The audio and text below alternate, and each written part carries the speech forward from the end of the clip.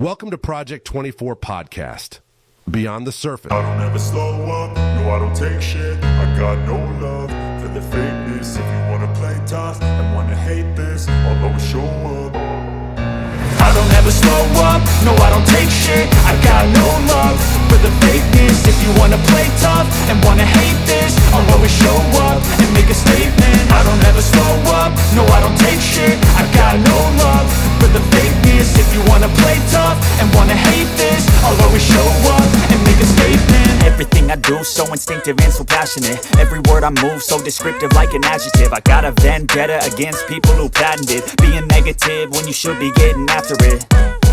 I got facts over And all right, welcome back. Project 24 Beyond the Surface Podcast. You know, I'm Dominic Michael.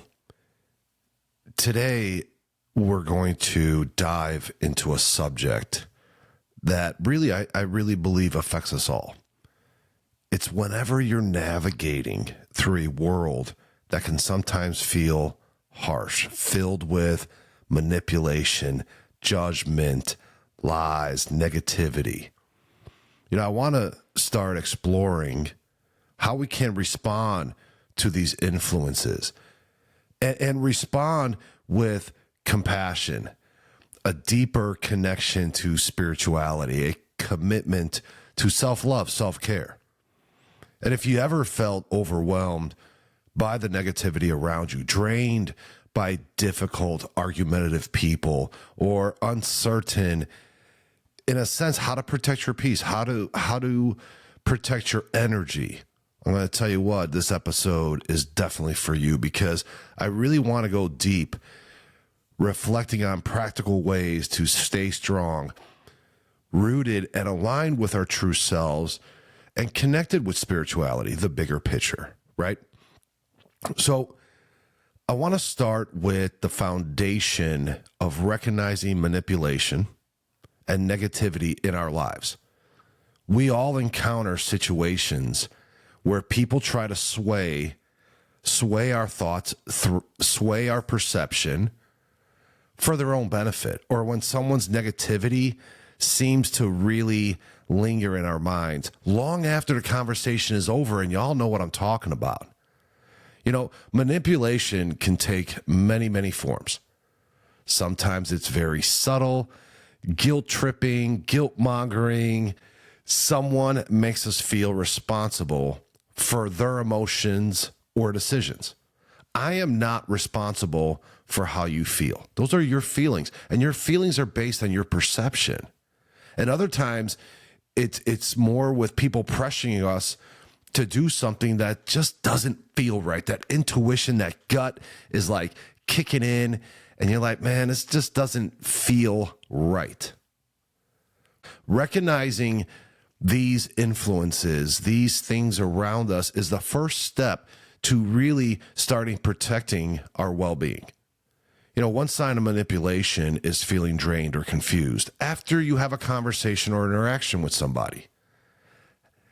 And I'll ask you this. Have you ever left a conversation and thought, why do I feel so off? Why do I feel like I'm not being me right now?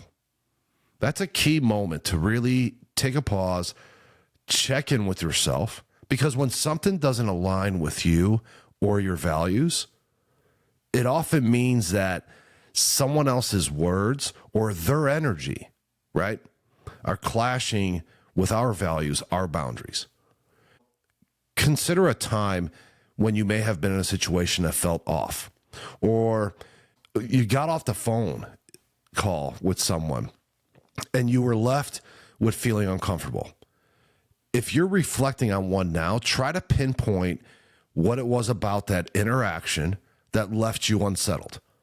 Was it their words, their tone, or the expectations they might have put on you?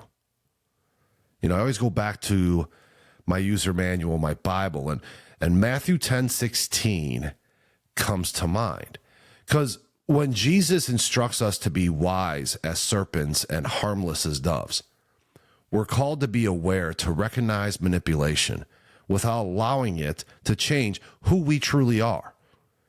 Now, a lot of wisdom will help us understand the motivations of others while remaining gentle allows us to also protect our peace, our energy, without falling into the same negative behaviors as even the person that's inflicting that on you.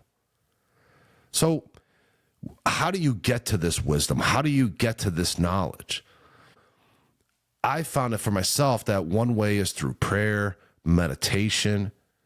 We can ask for discernment, seeking to understand when something or someone may be steering us in a way or a direction that really doesn't align with who we truly are. Because once we recognize negative influences or manipulation, how can you respond to that? The world and social media and society will always tell you to fight back, to match aggression with aggression and strength with strength. But I'm going to tell you this, responding with compassion can actually be a much more powerful choice. And it's also one way that will bring peace to our own hearts, our own lives. And I'll go back to Jesus again, because he gave us a teaching. Even if you read the Bible, just look up Matthew 5, verse 44. Love your enemies and pray for those who persecute you. And it's a tough one, trust me, because our natural response when someone hurts or deceives us or lies to us is anger. It's disappointment. It's frustration. But when we approach these situations with a lot of compassion, we break the cycle of negativity and refuse to let it control our emotion. It is honestly a helpful, very helpful, to remember that many people who act negatively are responding from their own wounds, their own internal battles. Perhaps they've been hurt before. Maybe they have grown up in an environment where judgment or manipulation was normalized. That doesn't excuse their behavior. Trust me, it doesn't. But it does give us perspective.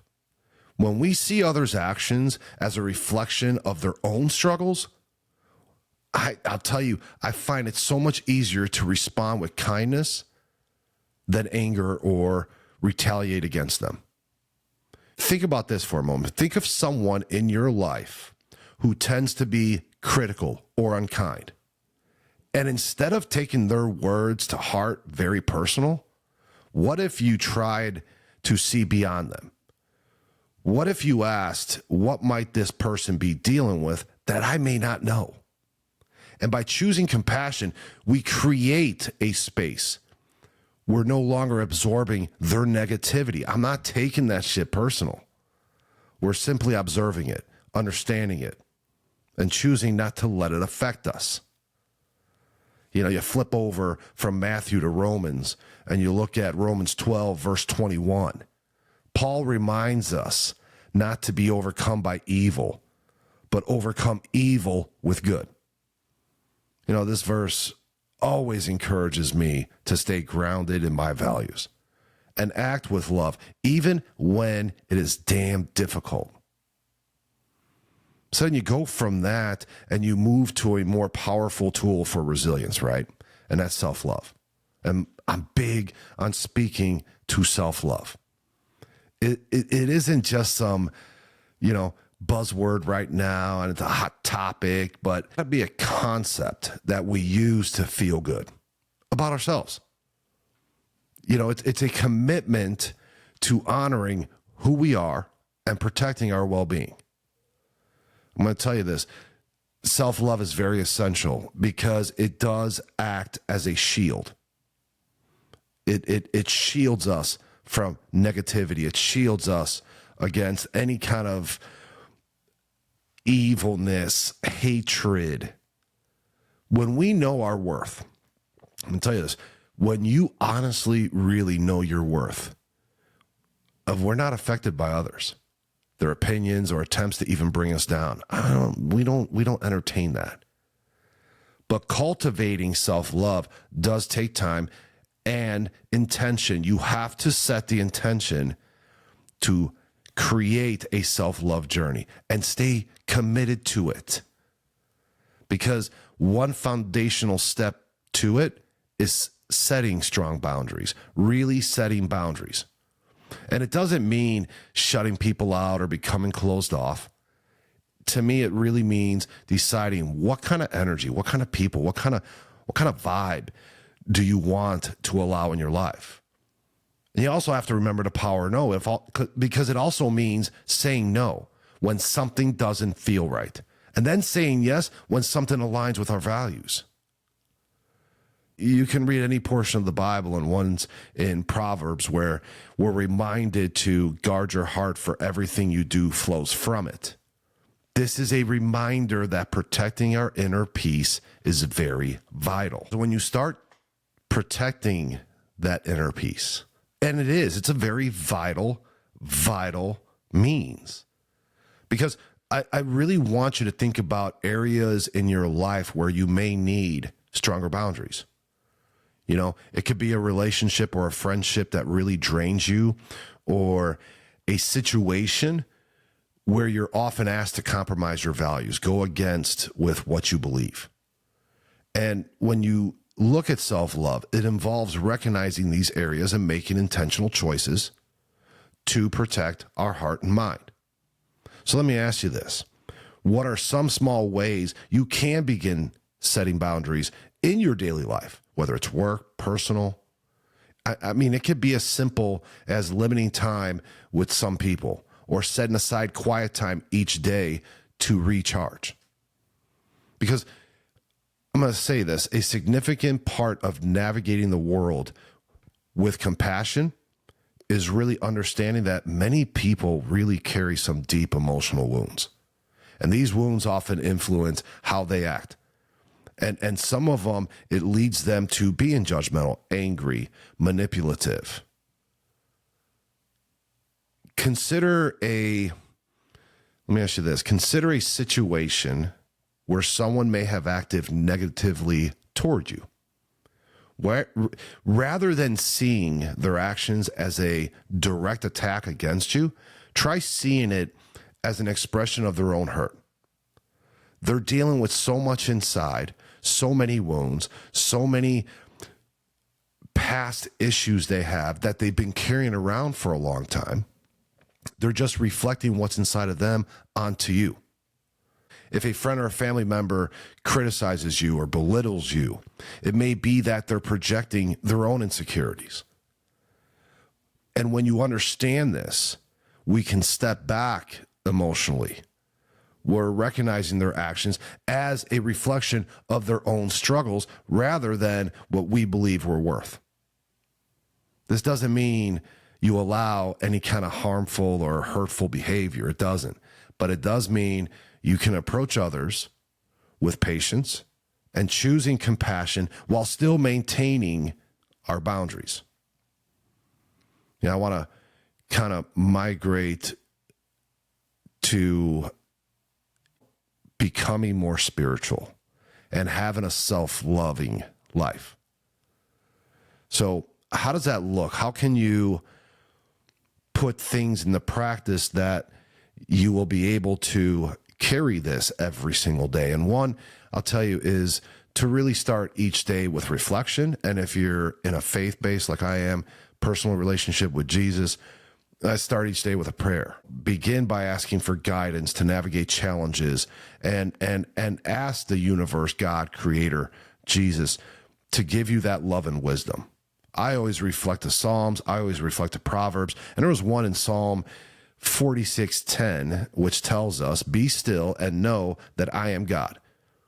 So taking time for quiet reflection will help keep us centered. When you look at negativity in this world, it's always tied to social media. So start monitoring your media intake. Be mindful of the messages you consume, because social media, news, online discussions, come on, turn the TV on, scroll through your pages. It's a lot of negativity. You know, your feed, social media, whatever you watch on TV, it should focus on positivity and limit exposure to harmful content. And the big thing I'm always huge on, everybody knows this who is close to me, is gratitude. Gratitude daily. Write it down, what you're grateful for. Even on the hard days, just keep writing what and why, and don't be cheap. You're never going to be given more if you're not grateful for the things you have already. And another one I spoke to a little while ago was set boundaries, but do it with love and intention, okay? Establish them, clear boundaries with those who bring any kind of negativity in your life. And I go to my man, JC, and he often took time alone to pray, recharge, reconnect. Follow his example. Create that space. Protect your energy. For me, it's always scripture, and I use the Bible as a user manual, and it's also a lot of affirmations I use. So speaking life into your day, right? Speaking everything into existence. That could always combat negativity. Don't speak to things that don't serve you. Remind yourself, I can do all things through Christ who strengthens me, or whoever I believe in. Use those words. Build confidence in that strength that's within you. Okay? And forgiveness. Forgiveness is a damn path to peace. It really is. It doesn't mean forgetting. But not forgiving somebody or not forgiving yourself is doing you no service. It will release that resentment that you have in your heart, that you have in your mind. It will. Trust me on that. You know, if you forgive other people when they do commit offenses against you, man, I'm going to tell you, you will be rewarded in so many ways, because it really frees us to move forward with peace, love, and a more clear direction. So just practice these compassionate things in small ways. Try to approach others with small acts of kindness. Even a simple smile. Encourage somebody. A word of encouragement can break down very much walls of negativity. And compassion doesn't have to be something huge. It's just the little things we do, possibly for others, in small ways. Just do that shit every day. Navigating a world filled with negativity, manipulation, judgment, criticism. I know it's not easy. But by staying grounded in compassion, spirituality, and self-love, you can rise above it. Remember, while we can't control others' actions, we can always choose how we respond to that with love, boundaries, faith. Man, you can create a life that reflects your highest values. So I hope that maybe puts a little light in your path, maybe encourages you a little bit. I always want to thank you for listening to me. I want to thank you for your support. If this resonated with you, share it with someone who may need some encouragement. And as you go out in this world, remember that you carry with you a light that no negativity or anyone can ever extinguish. Let that light guide you, protect you, shine in the lives of those around you. And I really mean that. Very much love for you guys. And until next time, stay grounded. Live with that love you have inside of yourself. Keep your spirit strong. And always, always be true to yourself. We'll see you next video. Much love.